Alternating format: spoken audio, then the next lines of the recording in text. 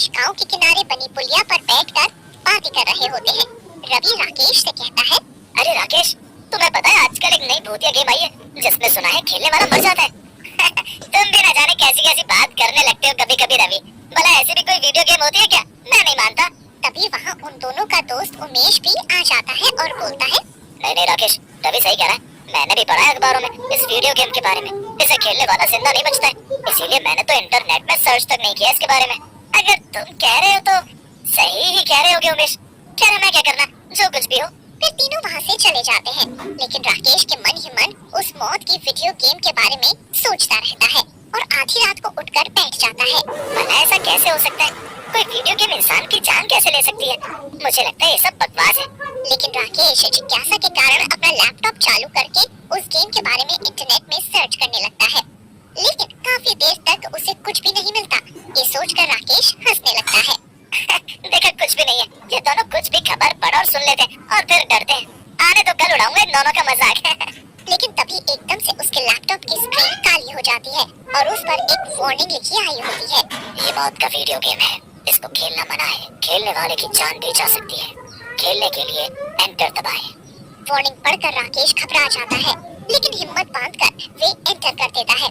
Enter करते ही उसके laptop की स्क्रीन पर एक खूनी साया आता है जो हंसते हुए कहता है, आओ राकेश, मौत के इस वीडियो गेम में तुम्हारा स्वागत है।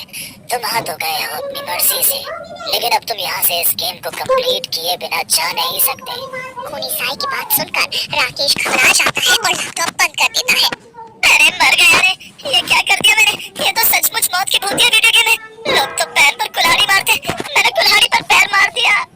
तभी वे खूनी साया राकेश के सामने आकर खड़ा हो जाता है और बोलता है, मैंने तुझसे कहा ना राकेश, ये गेम अब तू बंद नहीं कर सकता।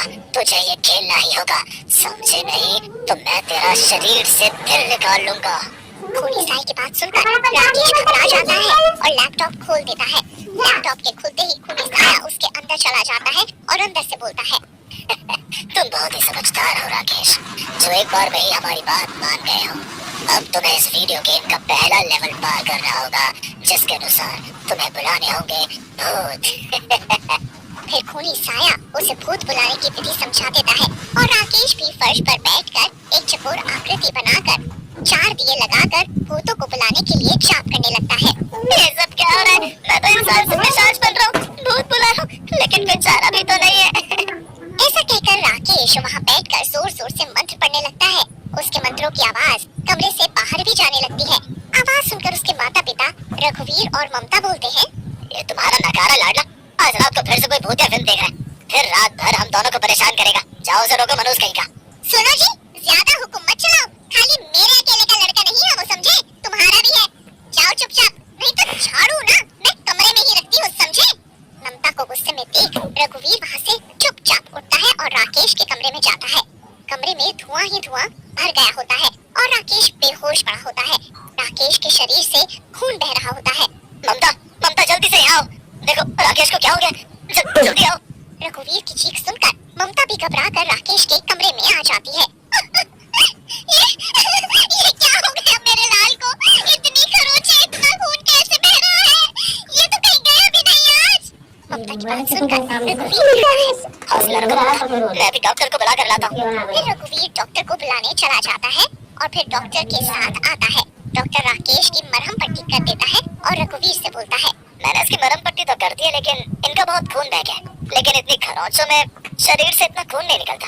पता नहीं क्या हुआ है, आप इनके होश में आने का इंतजार करिए। ऐसा कहकर डॉक्टर वहाँ से चला जाता है। बाप रे, आज तो बच गया। इस राकेश के शरीर में तो खून ही नहीं है, ये तो कोई भूतिया केस लगता है। जैसे ही डॉक्टर अपनी बात खत्म करता है, वहाँ वही खूनी साया आता है और हंसते हुए कहता है, सही कहा डॉक्टर, मेरे सारे शैतानों ने उसके खून से अपनी प्यास बुझाई है, लेकिन तू जाने अनजाने में इस गेम में आ गया है और फाउल कर दिया है। तुझे भी इसका दंड चुकाना होगा। ऐसा कहकर खूनी साया डॉक्टर को मारकर उसका खून पी जाता है और वहाँ से गायब हो जाता है। उधर काफी देर बाद राकेश को होश आता है और वो उठकर बैठ जाता है। ये देखकर ममता खुश हो जाती है और राकेश की तरफ बढ़ती है, लेकिन रघुवीर ममता रोक लेता है और बोलता है, रुक जा ममता, ये हमारा राकेश नहीं है, इसकी आंखें देखो, उनमें तो पुतली ही नहीं है। ऐसा तो सिर्फ मरे हुए इंसानों के साथ होता है, कुछ तो गड़बड़ है। रघुवीर की बात सुनकर ममता पीछे हो जाती है और राकेश की आंखों में देखती है।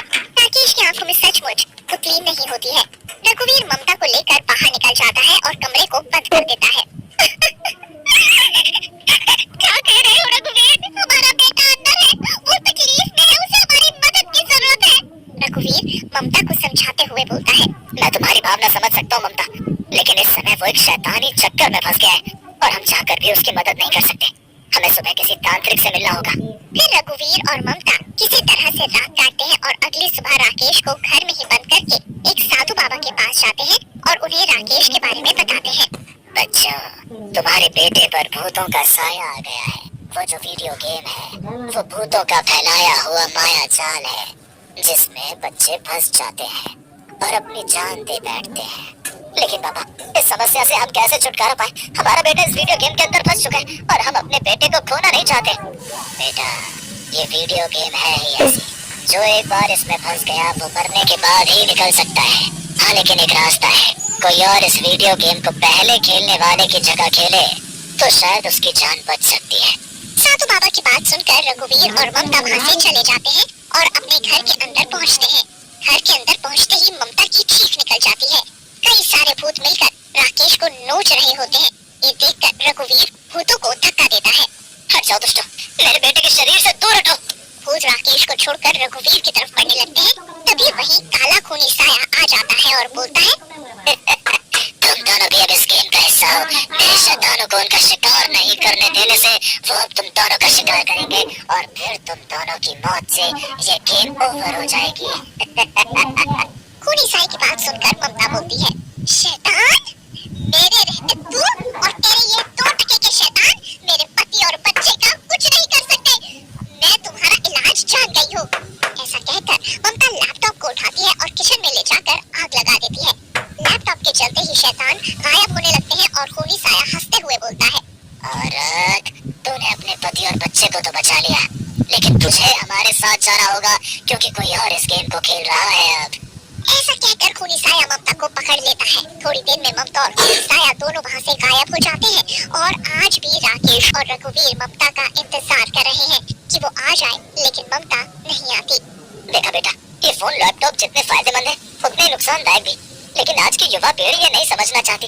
पता नहीं अब क्या होगा। ये सब मेरी वजह से हुआ है। मैं अब से ऐसा कुछ नहीं देखूंगा लैपटॉप से, सिर्फ उसमें काम की चीजें देखूंगा। बस माँ वापस आ जाए किसी तरह से। तू चिंता मत कर, लेकिन अपन कर ही क्या सकते हैं? मैं माँ को वापस लाने के लिए फिर से इस गेम के अंदर जाऊंगा। सारे प्लान बनाते हैं। राकेश अकेले कमरे में लैपटॉप लेकर बैठ जाता है और गेम को खोलता है। फिर गेम के खुलते ही एक चुड़ैल बाहर आती है और राकेश को लैपटॉप के अंदर ले जाती है। तो फिर से आ गया, इस बार नहीं बचेगा। राकेश को वहाँ और भी लोग मिलते हैं जो इस लैपटॉप के टीम में फंसे होते हैं। वहीं उसे उसकी माँ भी मिलती है। बेटा, तू यहाँ क्यों आया? यहाँ बहुत खतरा है। माँ, तू मेरी चिंता मत कर, मैं इस बार इस गेम को ही खत्म करने आया हूँ, हमेशा हमेशा के लिए। बेटा, ये चुड़ैल रानी है, इसी ने ये गेम बनाई है। ये हमेशा हॉरर थी, इसने ही ये गेम बनाई और एक दिन खेलने लगी और अपनी ही बनाई में फंस गई।